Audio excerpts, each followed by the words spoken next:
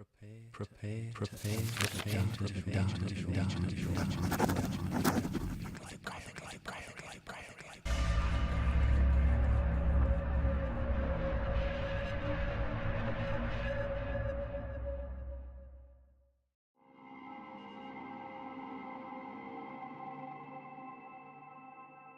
The book doesn't look particularly creepy. There are no ominous images on the cover, no words of foreboding. There is only plain red canvas with gold letters that read, "The Tale of Roly. I never saw the book until Ginny pulled it from her collection on the shelf. It may have been left by the previous owners. We had only moved to this neighborhood a month ago. Ginny was already snuggled under the covers when I opened the book.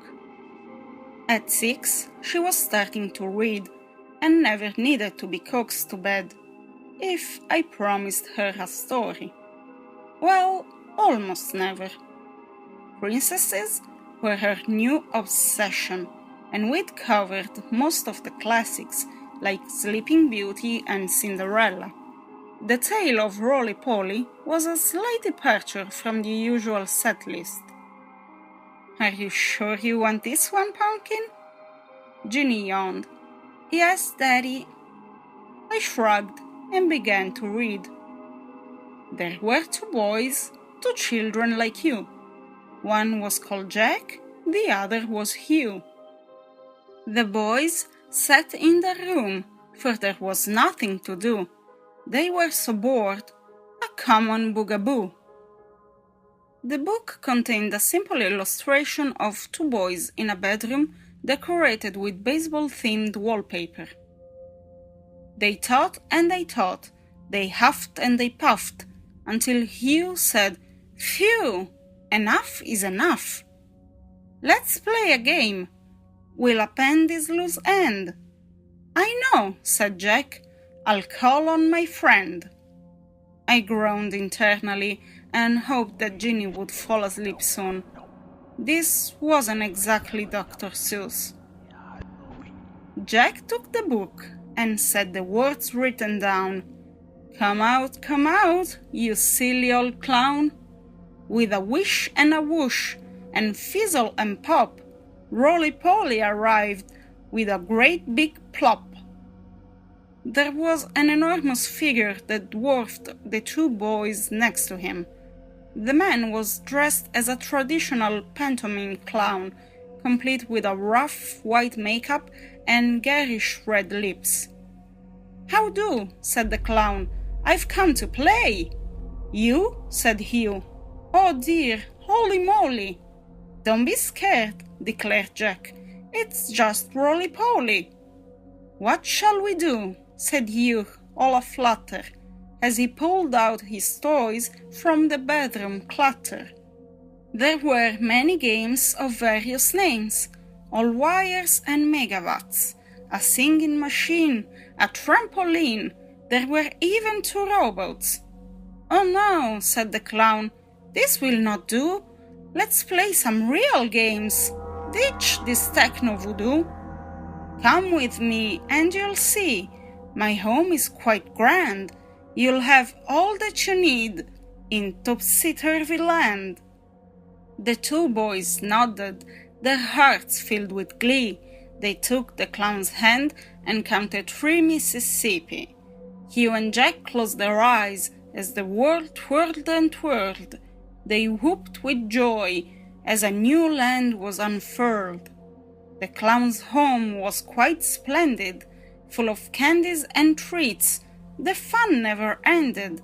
No parents, no chores, no bedtime or rules, no horrible homework from boring old schools. The boys played and played, and all 3 were glad, until one fateful day when the clown became sad. "What's wrong, Roly? Is there something we can do?" The boys asked and asked, but their worries still grew. "Oh dear," the clown mumbled. "My apologies, most humbled. I'm just very hungry. as his large tummy rumbled. "Would you like chocolate or chips or some gooey cream cake? We have hot dogs and ice cream and every milkshake." But the clown shook his head, for his belly did ache. Then he grabbed little Hugh. "A fine meal you will make." My stomach flipped when I saw the contents of the next page. I shut the book immediately.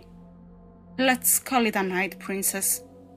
Ginny tried to protest, but her eyelids were heavy with sleep.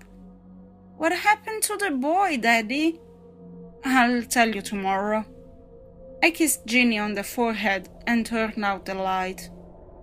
I went downstairs and poured a large glass of wine before reopening the book. The page that I'd closed contained an illustration of a gruesome scene. The clown held one of the boys above his head and had bitten into the child's left side. His teeth tore away chunks of pink flesh as blood trickled down his ruby-stained lips. The boy's eyes were shut, his tear-streaked face frozen in an agonized expression. Spurred on by morbid curiosity, I continued to read. Roly-Poly grabbed the boy and held him aloft. He took a big bite. Sweet Hugh was so soft. He gnashed and he gnawed, he chewed and he slurped, and when nothing was left, the clown loudly burped. He then looked around. There was no Jack to be found. The boy had run. The chase had begun. Jack ducked and he darted. He ran and he ran. Roly-Poly just chuckled. "Come back here, young man. This place is large. Indeed, it does sprawl. There is no way out. No way at all." The clown was quite right, for try as he might, Jack rushed to escape, but there was no exit in sight. The boy grew tired, his breath became weary. Roly-Poly caught up, sounding quite cheery. "You're tougher than most. You I will cook." And he hung the boy up on an old meat hook. The child screamed and he shouted, "You great fat liar!" The clown licked his lips as he stroked the big fire. I turned to the last page. The boy dangled from a hook over a gaping fire pit. Parts of his skin were cracked and blackened as the flames licked his small frame. The clown prodded the fire with a stick in one hand. The other hand waved to the reader as a maniacal smile revealed 2 rows of long, sharp teeth. The clown was so happy. This sweet meat was a treat. Hail to the chef! Bon appetit! The book ended there. I felt the bile rise in the back of my throat. What kind of twisted individual writes something like this? It was probably a desperate hack writer looking for some notoriety. Whatever it was, it left a bad taste in my mouth. I finished my wine and threw the book in the trash. I woke up early the next morning and took the paper lying on the doorstep. It was Sunday, but I never liked to sleep in. I put on a pot of coffee and glanced at the headline on the countertop. My heart froze. 5th anniversary of local boys' disappearance. Hundreds have taken part in a remembrance rally to mark the 5th anniversary of the disappearance of brothers Hugh and Jack Healy. The brothers, aged 8 and 6, were abducted from their home on January 7, 2012. Police have issued a fresh appeal for information this weekend, continued on page 3. I ran outside and removed the cover of the trash can. Perhaps whoever wrote that book knew something about the boys' disappearance. At the very least, I needed to report this sick material to the police. My stomach lurched as I regarded the contents of the can. The book was gone. A primal panic rose in my chest as I dashed upstairs to Ginny's bedroom. A single piece of paper lay atop the crumpled sheets of her empty bed. Ginny picked a good book, a true tale to excite, but Dad did not like it. He thought it was trite. He stopped the story at the moment of glory. "Oh no, not for you.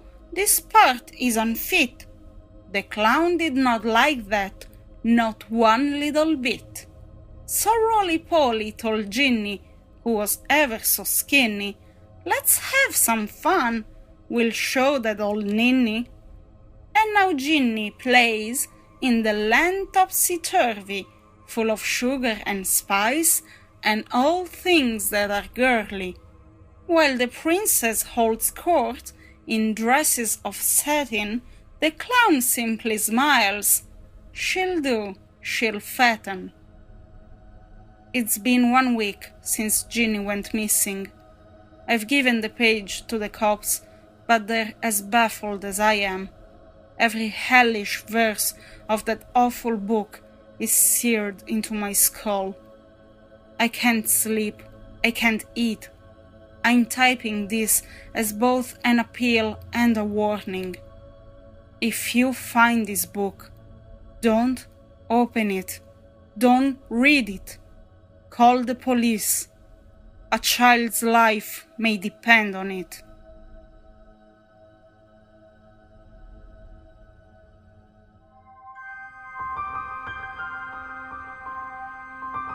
It's in the dustiest books that you may find the best stories.